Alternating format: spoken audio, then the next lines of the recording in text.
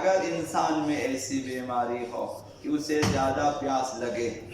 اور پیاس کو بالکل بھی تحمل نہیں کر سکتا ہو، اس کے لیے خطرہ ہو، جان کے لیے خطرہ ہے، بیماری کا خطرہ ہے، مثلا اس طرح کا خطر ہو، تو ایسے افراد پر روزہ رکھنا واجب نہیں ہے، وہ لوگ روزہ نہ رکھیں۔ جو لوگ پیاس کو تحمل نہیں کر سکتے روزہ ان پر واجب نہیں ہے۔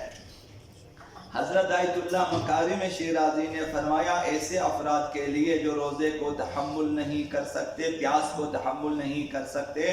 وہ روزہ نہ رکھیں۔ ہر دن کے حساب سے ایک مد طعام فقیر کو دینا چاہیے رمضان کے بعد، 750 گرام گندم، چاول، جو، آٹا، ایسی چیزیں۔ حضرت آیت اللہ سیستانی نے فرمایا کہ اس صورت میں کہ جب پیاس ناقابل تحمل ہو، روزہ بھی واجب نہیں ہے، مد بھی واجب نہیں ہے، بس وہ روزہ نہ رکھیں۔ لیکن اگر پیاس کو تحمل کر سکتا ہو بامشقت، پیاس کو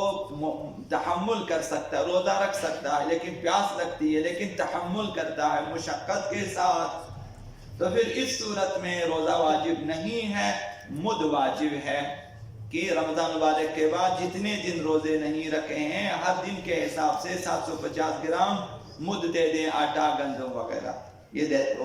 دے دیں۔ اور دن کے وقت جبکہ روزہ نہیں رکھ سکتا، جتنا پانی پینے پر مجبور ہے اتنا ہی پانی پیئے، زیادہ پانی نہ پیئے۔ ایسا نہ ہو کہ میرا روزہ نہیں، آپ خوب کھانا پینا شروع کریں، امساک کریں، ضروری ہے کہ بہرحال مطلب 1 2 3 گھونٹ پانی ضروری ہے، بس وہ پیتے رہیں، جتنا ڈاکٹر کا مشورہ ہوتا ہے پیتے رہیں، زیادہ پانی نہ پئیں۔ اور اگر بعد میں اس کی بیماری ٹھیک ہو جائے اور روزہ رکھنے کے قابل ہو جائے تو حضرت آیت اللہ مکارم شیرازی نے فرمایا روزوں کی قضا واجب ہے۔ حضرت آیت اللہ سیستانی نے فرمایا روزوں کی قضا بھی واجب نہیں ہے۔ جو لوگ بہرحال یہ 2 مسئلے، جو لوگ بالکل تحمل نہیں کر سکتے ان پر روزہ بھی واجب نہیں ہے، مد بھی واجب نہیں ہے، قضا بھی واجب نہیں ہے۔ جو لوگ تحمل کر سکتے ہیں مشقت کے ساتھ ان پر روزہ واجب نہیں ہے، مد واجب ہے، قضا واجب نہیں ہے، حضرت آیت اللہ سیستانی کے فتوے کے مطابق۔ اس دعا کے بارے میں 2 3 جملے عرض کرنا چاہوں گا جو ہر نماز کے بعد ماہ مبارک رمضان میں ہمیں پڑھنے کا حکم ہے۔ وہ اس دعا کا نام ہے اللہم ادخل علی اہل القبور السرور۔ یہ روایت پیغمبر اسلام سے ہے اور انہوں نے فرمایا من دعا بہذہ الدعاء فی شہر رمضان بعد المکتوبہ، جو شخص ماہ مبارک رمضان میں اس دعا کو پڑھے گا، پڑھنے کا مقصد خداوند متعال سے اس دعا کے اندر جو مطالب بیان ہوئے وہ درخواست کی صورت میں پیش کرنا چاہیے، آپ کی طرف سے طلب ہونی چاہیے، خدا یہ چیزیں میں طلب کرتا ہوں۔ تو جو بھی اس طرح سے دعا مانگے گا ہر نماز کے بعد، ہر واجب نماز کے بعد، تو پھر غفر اللہ لہ ذنوبہ الی یوم القیامہ، خداوند متعال قیامت تک اس کے گناہوں کو معاف فرماتا رہے گا، مسلسل اس کے گناہ معاف ہوتے رہیں گے۔ اب اس دعا کے اندر جو ہیں 14 نکات، 14 خاص مطالب خداوند متعال کی طرف اہل بیت بیان کی درخواستیں کہ یہ خداوند متعال سے طلب کی جاتی ہیں، اگرچہ 1400 سال سے یہ دعا پڑھی جا رہی ہے، خداوند متعال سے درخواست کی جا رہی ہے۔ بہترین بندگان خدا اور بہترین مہینہ رمضان المبارک میں اور بہترین اوقات میں کہ بعد از نماز یہ دعا مانگی جا رہی ہے، بہترین حالت میں، حالت روزہ میں، لیکن اب تک مکمل طور پر، کامل طور پر یہ دعائیں مستجاب نہیں ہوئی ہے کہ جس طرح سے اس دعا میں درخواست کی گئی خدا متعال سے۔ تو یہ دعا اگر قبول ہو جائے، یہ جو 14 نکات ہیں قبول ہو جائے، اس کا مطلب یہ ہے کہ روئے زمین پر الہی، اسلامی اور مہدوی مدینہ فاضلہ وجود میں آ جائے۔ یہ وہی چیزیں ہیں جو امام زمان علیہ السلام ظہور فرمانے کے بعد قائم کریں گے کہ جہاں پر مردے بھی خوشحال ہو جائیں، جہاں کوئی غریب بھی نہ ہو، جہاں کوئی بیمار بھی نہ ہو، جہاں کوئی فقیر بھی نہ ہو، جہاں کوئی اسیر بھی نہ ہو، یہ صرف مہدوی معاشرے میں ممکن ہے، آج تک ایسا ممکن نہیں ہوا۔ تو لہٰذا وہ معاشرہ جس کی آرزو میں تمام انبیاء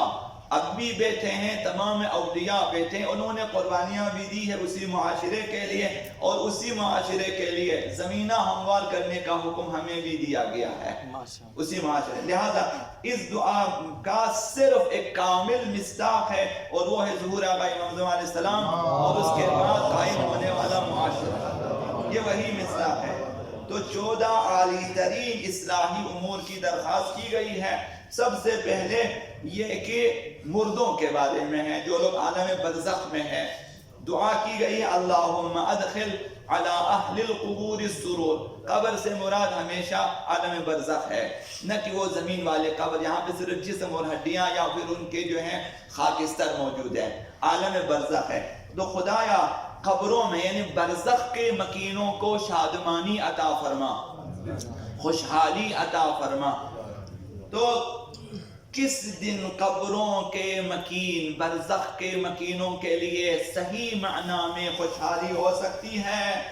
یہ اس وقت ہوگا جب حضرت آقا امام زمان اجل اللہ تعالیٰ شریف ظہور فرمائیں گے تو قبروں میں خوشحالی، برزخ میں مردوں کے اندر بھی یہ خوشحالی عام ہو جائے گی۔ حضرت آقا امام صادق علیہ السلام نے فرمایا فَيَنْشُرُ رَأَيْ رسول اللہ، جب ظہور فرمائیں گے آقا امام علیہ السلام پرچم پیغمبر اسلام کو، اس کی تفصیلات شاید آپ کو معلوم ہے، جنت سے خدا متعال نے بھیجا پیغمبر اسلام کے لیے، بدر کے دن پیغمبر اسلام نے لہرایا، آقا امیر المومنین کے دیا، جنگ بصرہ میں آقا امیر المومنین نے اسے لہرایا، پھر اسے لپاٹا، پھر ائمہ نے اس پرچم کو اپنے پاس رکھا تھا، ان کے آقا امام زمان کے پاس یہ پرچم موجود ہے اور ظہور میں لہرائیں گے۔ چھٹے امام نے فرمایا پرچم پیغمبر اسلام کو لہرائیں گے جس کی ڈنڈی عرش سے ہے، اور جس پرچم پر نصر من اللہ لکھا ہوا ہے کہ جس چیز پر بھی اس پرچم کو جھکائے گا وہ چیز نابود ہو جائے گی، یہ اس کی تاثیر ہے، دست مبارک ہے آقا امام علیہ السلام میں۔ فَإِذَا عَزَّهَا لَمْ يَبْقَ مُؤْمِنٌ،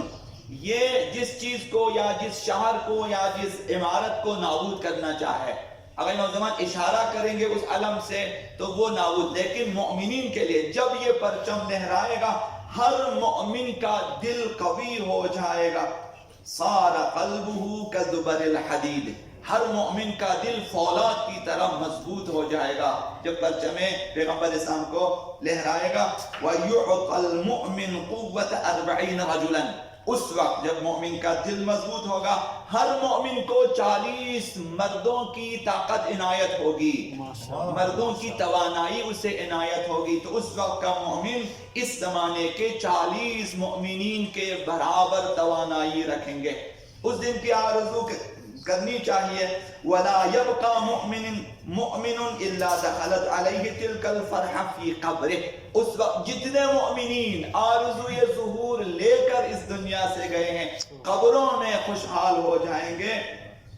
وَذَلِكَ حِينَ يَتَزَاوَرُونَ فِي قُبُورِهِمْ، اس وقت عالم برزخ میں مردے آ جائیں گے، ایک دوسرے کے ساتھ ملیں گے، اور وَيَتَبَاشَرُونَ بِقِيَامِ الْقَائِمِ، ایک دوسرے کو ظہور آقا امام زمان کی خوشخبری دیں گے۔ تو یہ واحد مصداق جہاں تمام مؤمنین جو عالم برزخ میں ہیں، جو ظہور کے انتظار میں تھے، خوشحال ہو جائیں گے، یہ مصداق ظہور آقا امام زمان علیہ السلام ہے۔ تو اس دعا کو جب آپ پڑھیں گے تو ظہور کی نیت سے بھی پڑھیں، اور عام معنی میں اپنے مردوں کے لیے خوشحالی کی نیت سے بھی پڑھیں کہ خداوند متعال کوئی ثواب، کوئی اجر، کوئی پاداش، کوئی ہدیہ، کوئی ایسی چیز ہمارے مردوں کو دے دیں تاکہ وہ بھی اس ماہ مبارک رمضان میں خوشحال ہو جائیں۔ تو یہ چیز عرض کروں گا۔ آقا امام جعفر الصادق علیہ السلام ارشاد فرمائیں